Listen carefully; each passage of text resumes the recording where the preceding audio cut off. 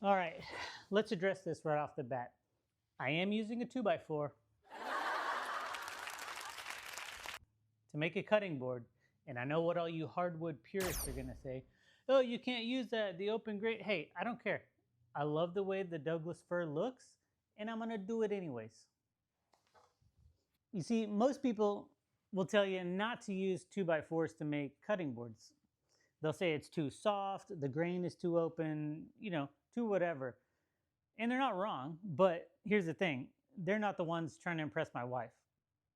Let me explain. You see, this isn't just a cutting board, it's a symbol. It's like a pebble. Like penguins, they'll search far and wide across the frozen lands to find the perfect little shiny stone to present their mate. Like, here, I thought of you. That's exactly what this is. And instead of a perfect little rock, I found a 2x4. Instead of it being nice and shiny and presentable, it's a little warped, a little knotty piece of wood that I found at the hardware store. So the first thing I did was cut it into strips. And that's where people are going to say, you cannot use 2x4s to make cutting boards. Well, if you look at the end grain of Douglas fir, it's amazing. It has this beautiful, rich color and these amazing, cool patterns that are really trippy and they mess with your mind. It's amazing. Did I say that enough? So I started milling it down, cutting it square and smooth and cleaning everything up. And that's where it really becomes this thing where you're taking one thing that's supposed to be destined for one life, like holding up a garage wall, and turning it into something completely different that's going to help, feed my family and help my wife create these amazing meals every night. All right, then comes the glue up. That's where things get really, really interesting. So instead of just doing a long grain board in one direction, I cut everything up and I flip it on in. So we're going to do an in grain cutting board, and that's where the pattern really shines. So that's where it gets like really, really satisfying. You get to play around with these cool patterns, and some look like little cathedral or peaks or weird, like, I don't know, shapes. And so I'm just kind of chasing what looks cool. I'm just flipping stuff around, trying to play with the pattern. It's really, really fun. So while the glue is drying, let me explain something. This isn't made to be the most durable, most beautiful, cutting board that any professional chef would happy to have in their kitchen. It's more of a, like I said, a symbol earlier. It's another shiny pebble for me to impress my wife. It's just like saying, hey, I'm thinking of you. I made this for you. And those little gestures, they really, really stack up, whether it's a piece of furniture or a cutting board or a knife. I do make knives also. That's my love language. That's my way of saying I love you. Now that the first glue up is done and flattened again, I came back to the table saw and I sliced it up horizontally this time, but in 2-inch thick slices.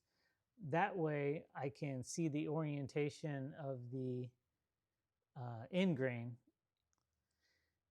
And this time when I glue it up, I want to make sure it's as flat as possible so that when I throw it back through the planer again, I don't have to take off as much for each pass because I really want to maintain as much thickness as possible.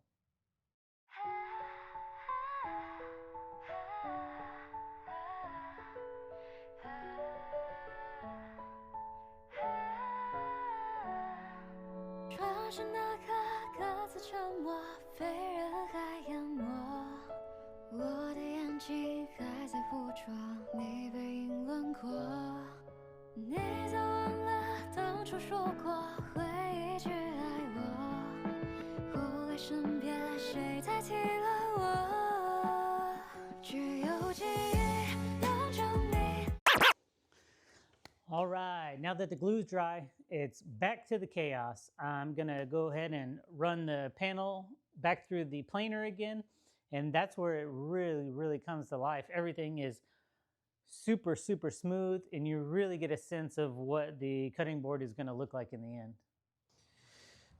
All right, I know you're not supposed to throw an end grain cutting board through a planer, but it's not illegal. You will get some chip out, but I did make this long enough to have some sacrificial length. It did open the pores slightly, but I'm hoping once I sand, it'll close those pores up because it is very rough now. Not like a normal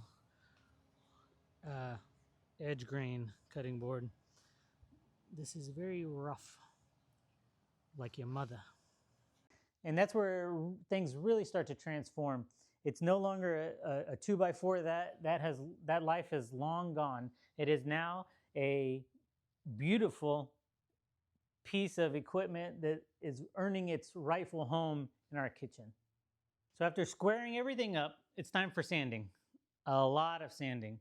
And Douglas fir, the two soft and hard grains that form the pattern, they don't sand the same. So you have to be super, super careful not to over sand the soft spots and undersand the hard spots, because you do want a smooth surface. You don't want a topographical map on your cutting board, you know? I had some problems with the cutting board bowing, and I had to correct it by getting it wet and putting weight on it. And when I did that, I did have a few cracks. So there's some gaps in here. So I want to go ahead and, let's see, I'm better this way. I want to go ahead and fill them with some wood glue so they don't continue to crack. I'm not sure if it's going to help, but it'll give me peace of mind for sure.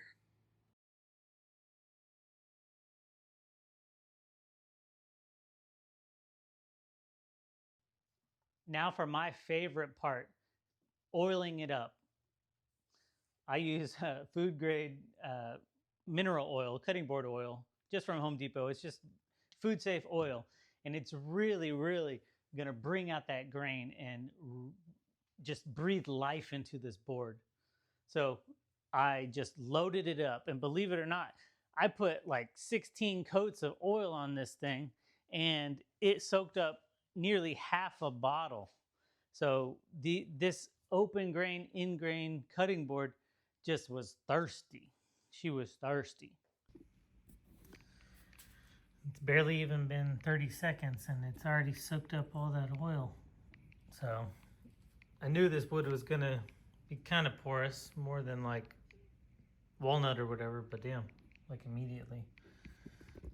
So I'm gonna keep on putting on coats and see what we got at the end. All right, that soaked up a lot of oil. I know they say keep putting it on until it doesn't soak any more up, but I put on like half a bottle. I think that's good enough. I'm gonna put on some of this conditioning. It's like beeswax and mineral oil. It's just like one more layer of protection.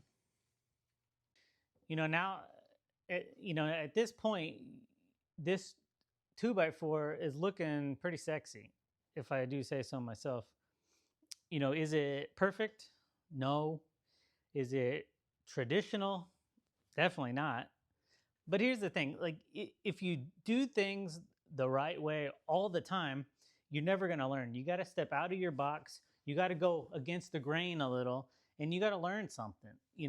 And then maybe you'll fail, and that's just part of it. You're most likely you're going to fail. And if you're not failing, you're not learning.